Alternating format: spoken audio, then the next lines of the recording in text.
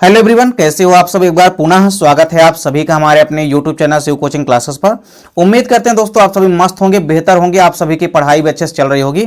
आज की इस वीडियो में हम क्लास 11 बायोलॉजी एनसीईआरटी चैप्टर 5 के जितने भी मोस्ट इंपोर्टेंट एमसीक्यू यानी कि वस्तुनिष्ठ प्रश्नोत्तर हैं वो हम आपको आज के इस वीडियो में कराने वाले हैं। तो चलिए सीधे वीडियो को स्टार्ट करते हैं। पहला क्वेश्चन है कि जड़ें विकसित होती है, तो आपको याद रखना है कि जड़ें हमेशा कहां से विकसित होती है, मूलांकुर से विकसित होती है या कि रेडिकल से विकसित होती है। इसके बाद दूसरा क्वेश्चन है कि मूल रोम जो होती हैं ये जड़ के किस भाग में पाए जाते हैं। तो मूल रोम हमेशा आपको याद रखना है कि जड़ के परिपक्वन क्षेत्र में पाए जाते हैं। कहां पाए जाते हैं? जड़ के मैचुरेशन क्षेत्र में यानी कि परिपक्वन क्षेत्र में पाए जाते हैं। अगला क्वेश्चन है श्वसन मूल पाई जाती है, तो आपको याद रखना है सबसे बड़ी एग्जांपल है राइजोफोरा। राइजोफोरा में श्वसन मूल यानी मेटोफोर देखने को मिलते हैं। अगला क्वेश्चन है कि तने का रूपांतरण होता है, तो देखिए आलू, हल्दी, अदरक ये सभी के सभी स्टेम के रूपांतरण है यानी कि स्टेम का मॉडिफिकेशन है। तो यहां पे हो जाएगा ऑप्शन नंबर डी यानी कि सभी। तो आलू, हल्दी, अदरक सभी के सभी तने के रूपांतरण होते हैं। अगला क्वेश्चन है कि निम्न में से पत्ती के भाग हैं। अब देखिए पर्णाधार, पर्णवृंत, मध्य सिरा ये सभी के सभी पत्ती के भाग हैं। तो ऑप्शन नंबर डी यहां पे यानी कि सभी वाला ऑप्शन हो जाएगा करेक्ट। अगला क्वेश्चन है कि जोसिया में उपस्थित जड़ों का कार्य होता है, तो हमेशा याद रखिएगा कि जो जोसिया में जड़ें उपस्थित होती है उनका कार्य होता है श्वसन करना। क्या करना? उनका काम होता है श्वसन करना। अगला क्वेश्चन है कि निम्न में से कौन सा जो ऊतक है वो जड़ या तने की मोटाई के लिए उत्तरदायी होता है वृद्धि के लिए। तो ऐसा कौन सा ऊतक है आपको याद रखना है। तो ऐसा कौन सा ऊतक है जो जड़ या तने की मोटाई में वृद्धि करता है? तो आपको याद रखना है विभाज्योतक ऊतक यानी कि मेरिस्टेमेटिक टिश्यू। अगला क्वेश्चन है मूलांकुर से उत्पन्न ना होकर किसी अन्य भाग से विकसित होने वाले जड़ों को हम क्या कहते हैं। तो देखिए ऐसी जड़ें जो कि मूलांकुर से विकसित होती है उनको मुख्य रूप से हम मूसला जड़ें, या आप ऐसा कह सकते हैं कि ऐसी जड़ें जो कि मूलांकुर से उत्पन्न होती हैं बेसिकली, और मूलांकुर से उत्पन्न ना होकर के यदि किसी अन्य भाग से विकसित होती है जड़ें तो उनको हम अपस्थानिक जड़ें कहते हैं। क्या कहते हैं? अपस्थानिक जड़ें यानी कि एडवेंटेशियस रूट कहते हैं। अगला क्वेश्चन है कि कंदमूल पाई जाती है, तो कंदमूल सदैव आपको याद रखना है कि शकरकंद में, किसमें? स्वीट पोटैटो यानी कि शकरकंद में पाए जाते हैं। अगला क्वेश्चन है कि किस पौधे में मूल ग्रंथिका पाई जाती है। तो मूल ग्रंथिका ना ही बरगद में पाई जाती है ना ही आम और अदरक में, बल्कि मूल ग्रंथिका किसमें पाई जाती है? चने में पाई जाती है। तो आपको ऑप्शन नंबर सी यहां पे करेक्ट कर लेना है, चने में। नेक्स्ट क्वेश्चन है कि संचित भोज्य पदार्थ जो होते हैं ये मुख्य रूप से किसमें पाए जाते हैं। तो देखिए इसका सबसे बढ़िया एग्जाम्पल यहाँ पे दिया गया है पोटैटो यानी कि आलू। इसमें जो है मुख्य रूप से संग्रहित भोज्य पदार्थ होते हैं। नेक्स्ट क्वेश्चन है कि जो नागफनी यानी कि ओपुंसिया का जो प्लांट होता है इसमें प्रकाश संश्लेषी कार्य होता है। मतलब किस रचना में मुख्य रूप से प्रकाश संश्लेषण का कार्य होता है? तो आपको याद रखना है ऑप्शन नंबर बी यहां पे करेक्ट है यानी कि पर्णकाय स्तंभ द्वारा। तो पर्णाभ स्तंभ द्वारा आपको याद रखना है कि इसमें प्रकाश संश्लेषण का कार्य होता है। अगला क्वेश्चन है कि आलू का खाने योग्य भाग होता है, तो आपको याद रखना है तना। क्या होता है? आलू का जो खाने योग्य भाग होता है वो क्या होता है? तना यानी कि स्टेम। अगला क्वेश्चन है प्याज में पुष्पक्रम होता है, तो आपको याद रखना है कि छत्रक प्रकार का होता है। कैसा होता है? प्याज में छत्रक प्रकार का पुष्पक्रम पाया जाता है। इसके बाद अगला क्वेश्चन है कि भूस्तारिका द्वारा कायिक जनन होता है, तो आपको याद रखना है कि जलकुंभी, जिसको कि आप समुद्र शोक कहते हैं। बेसिकली ये एक समुद्री खरपतवार होता है जलकुंभी। तो जलकुंभी या समुद्र शोक आपको याद रखना है। इसमें भूस्तारिका के द्वारा क्या होता है? कायिक जनन यानी कि वेजिटेटिव रिप्रोडक्शन होता है। इसके बाद देखिए अगला क्वेश्चन है कि ग्रेमिनी कुल के जो पौधे होते हैं या ग्रेमिनी कुल के जो पुष्प हैं इनमें किस प्रकार का पुष्पक्रम पाया जाता है। तो ग्रेमिनी कुल में सूकिका प्रकार का पुष्पक्रम पाया जाता है। किस प्रकार का?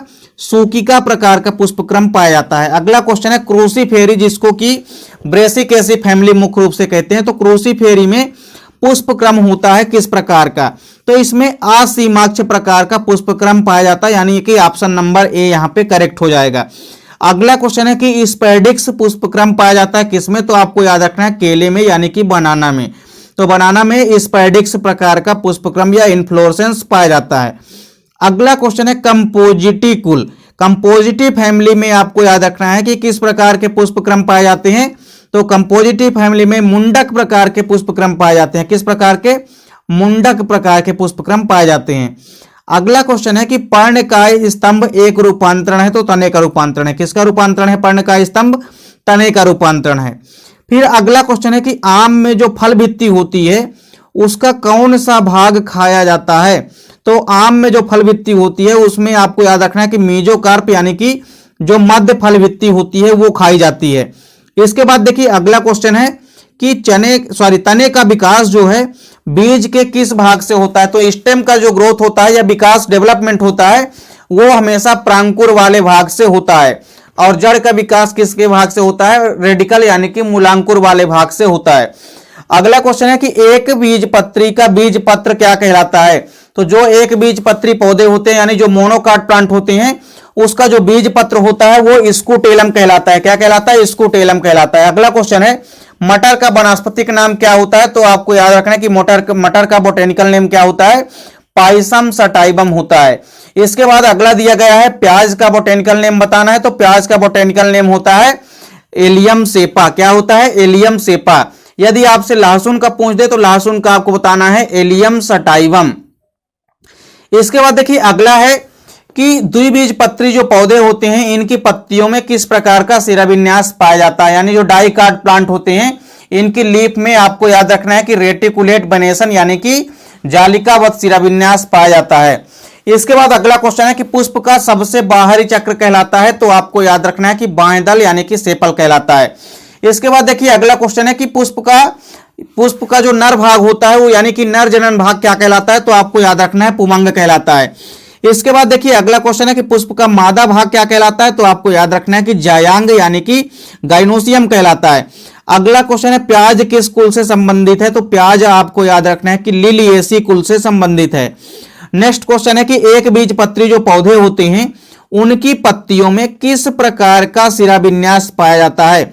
तो एक बीजपत्री पादपों में किस प्रकार का शिराविन्यास पाया जाता है?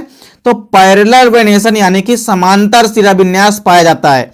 अगला क्वेश्चन है जिन पत्तियों के अक्ष से पुष्प निकलते हैं उन्हें क्या कहते हैं? तो जिन पौधे के पत्तियों के अक्ष से यदि पुष्प निकलते हैं तो उन्हें हम क्या कहते हैं? सहपत्र कहते हैं। क्या कहते हैं? सहपत्र कहते हैं। अगला क्वेश्चन है कि अंजीर का खाने योग्य भाग क्या होता है? तो आपको याद रखना है कि इसका पूरा का पूरा जो संपूर्ण पुष्पक्रम होता है वो खाने योग्य भाग होता है।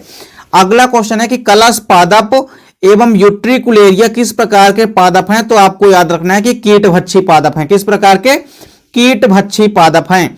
अगला क्वेश्चन है कि पौधे के भूमिगत मांसल भाग को क्या कहते हैं? तो पौधे के भूमिगत मांसल भाग को हम कंद कहते हैं। क्या कहते हैं? कंद कहते हैं। अगला क्वेश्चन है कि ऐसी पत्तियां जिसकी ऊपरी तथा निचली सतह में संरचनात्मक भिन्नता होती है उन्हें हम क्या कहते हैं? तो उन्हें हम पृष्ठधारी पत्तियां कहते हैं यानी कि डार्सी वेंट्रल लीफ। तो आपको याद रखना है कि यदि ऊपर और नीचे दोनों सतह में यदि डिफरेंस है, आंतरिक संरचनाओं में भिन्नता होती है तो उसे हम पृष्ठधारी पत्तियां कहते हैं जो कि मुख्य रूप से डाइकाट प्लांट में पाई जाती हैं। अगला क्वेश्चन है संघनित तने को और क्या कहते हैं? तो ऐसा तना जो कि संघनित हो जाता है उसे हम कलिका कहते हैं। अगला क्वेश्चन है कि तुलसी में किस प्रकार का पुष्पक्रम पाया जाता है? तो आपको याद रखना है कि कूट चक्रक। किस प्रकार का? कूट चक्रक प्रकार का पुष्पक्रम पाया जाता है। अगला क्वेश्चन है कि पर्णकाय स्तंभ का सामान्य उदाहरण दीजिए, यानी कि पर्णकाय स्तंभ किसमें मुख्य रूप से पाया जाता है? तो सबसे बढ़िया एग्जांपल है नागफनी। अगला क्वेश्चन है टमाटर का वानस्पतिक नाम क्या होता है? तो आपको याद रखना है लाइकोपर्सिकम एस्कुलेंटम। और इसके अलावा आपसे सरसों का पूछा जा सकता है, तो सरसों का भी आपको याद रखना है ब्रेसिका कैम्पेस्ट्रिस होता है। इसके अलावा यदि चने का पूछे तो साइजर एरिटिनम। तो ये कुछ आपको बोटेनिकल नेम याद रखने हैं जो कि इंपॉर्टेंट है, कई बार आपके एग्जाम में पूछे जाते हैं। तो उम्मीद करता हूं दोस्तों वीडियो पसंद आई होगी। दोस्तों वीडियो अच्छी लगे तो लाइक और कमेंट जरूर कीजिए, साथ ही साथ दोस्तों के बीच ज्यादा से ज्यादा वीडियो को शेयर कीजिए। चैनल पे यदि नए हैं तो चैनल को सब्सक्राइब अवश्य कर लें। मिलते हैं नेक्स्ट वीडियो में, तब तक के लिए जय हिंद, वंदे मातरम।